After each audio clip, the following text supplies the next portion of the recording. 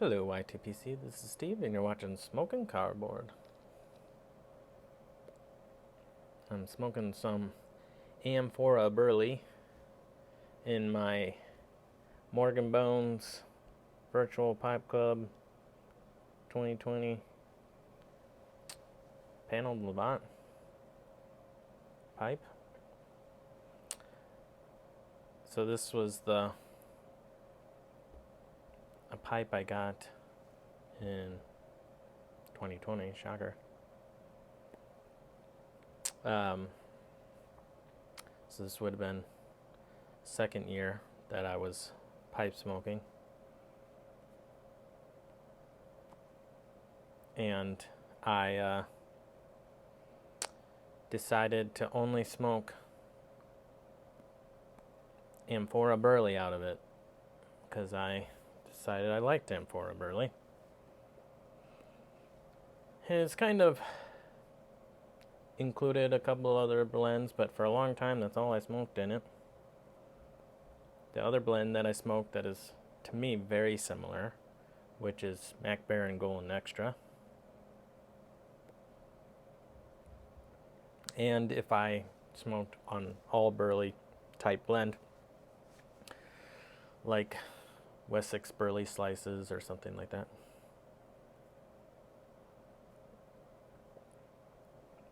This is the pipe I try to use. It's very dark, it did not come that way, but that's all my oils in my hands, you know. But it's a great smoking pipe. I like it when I'm using my hands because it clenches really great and it's pretty light in my mouth, so I like this pipe. And it's kind of like rustic and gnarly, kind of like even though this one I think's a very pretty pipe. So I'm a little bit less worried about dropping it on concrete or something, though I try not to do that with any of my pipes.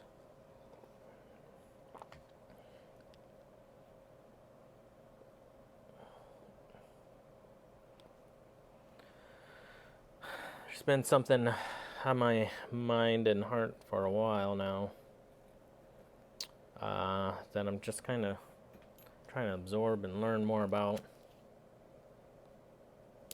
It's not pipe related. And I think I'm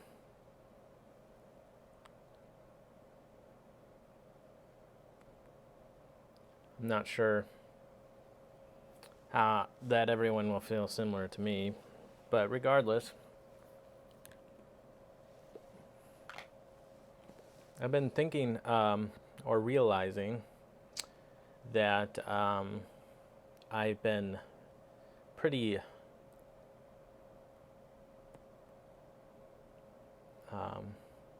unaware of the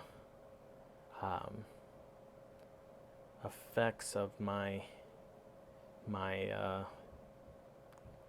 getting stuff and getting rid of stuff. Part of living in America through the time period that I grew up was buying stuff. I mean, you got presents, you get more stuff each year. What kind of stuff would you get? Oh, kind of stuff that maybe you use, maybe you don't, you throw away.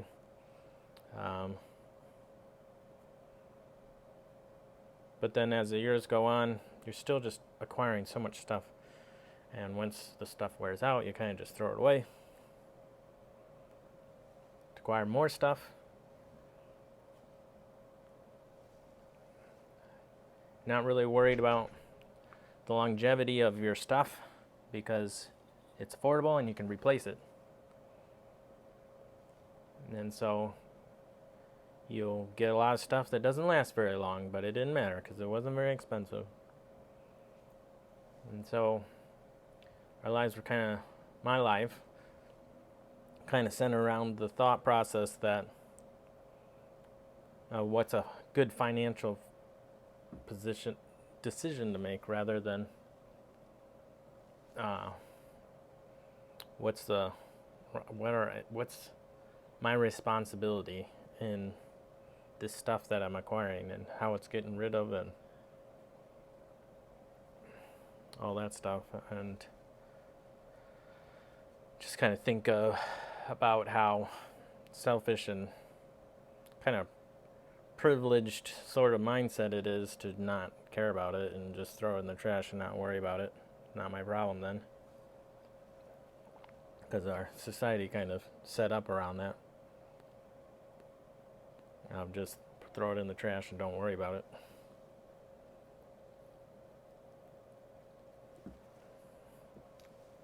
But I guess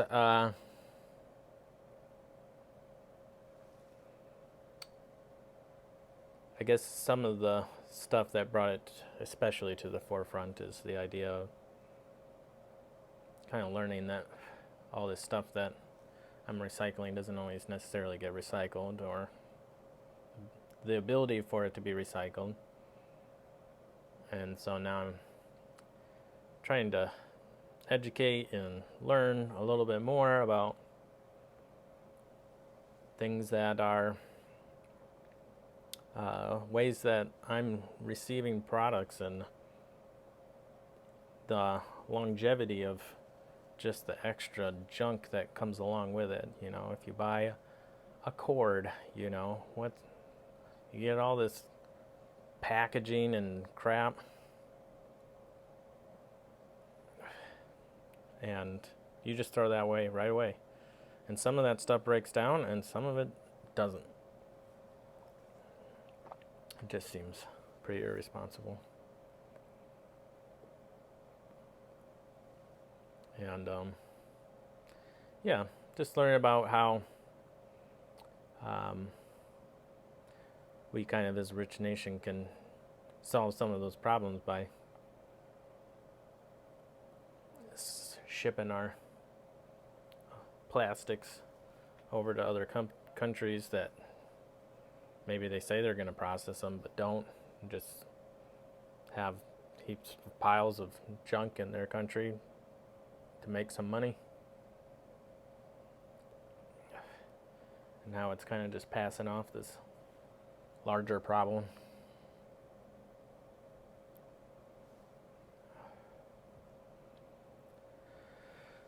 I guess, a lot of times I'm not given with a lot of decisions, opportunities to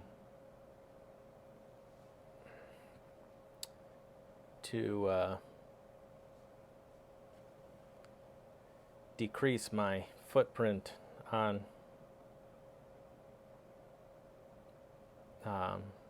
while I'm here, especially with stuff that just is never going to go away, or at least not in lifetimes. And but I think just I want to be more aware of it, and not just try to pick the way it's easiest to do life and the least expensive way to do life, and I don't really care the effects of that. It just seems irresponsible and completely self-absorbed to have that mentality and not worry about it. And I guess, if you don't know, you don't know. But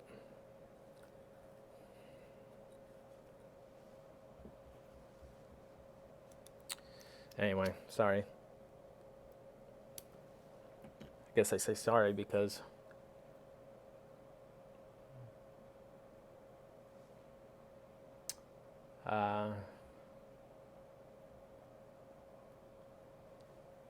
when you self-reflect, and it's something about yourself that you want to change,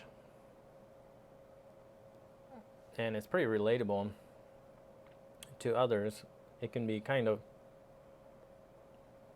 powerful, especially if you communicate it in such a way that helps enable people to make change, or maybe realize some of the problems that cause them to think that way or act that way that they don't want to.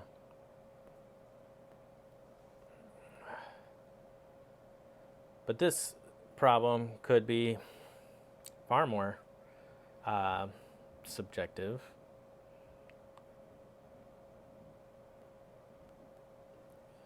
But largely, it could be left feeling like, oh, Steve thinks the U.S. is horrible, or something like that, when that's not what I'm trying to get at. And there's not necessarily a lot of actionable things. And that's it's frustrating, you know. If I want to buy a gallon of milk, you know, like I buy it in plastic. If I pick up vegetables and fruits from the store, they're going to be in plastic. If I'm going to buy a cord, it's going to come in cardboard and plastic packaging. And if I buy toys for my kids, they are going to be plastic. How long is that going to last? Ooh, maybe 6 months, and then I throw away that plastic thing. Christmas is around the corner. Does that mean I don't get, try to be more responsible with my purchases? I don't know. And that's where it's not a real feel-good reflection that some of them, other reflections can be of, oh yeah, it feels good to improve myself. Here it just kind of go over like telling somebody that tobacco is bad for you. All right, I've rambled long enough. I really hope everyone's doing well. Thank you for sticking around with me on this. I guess I would be curious to hear if you've ever thought about these things.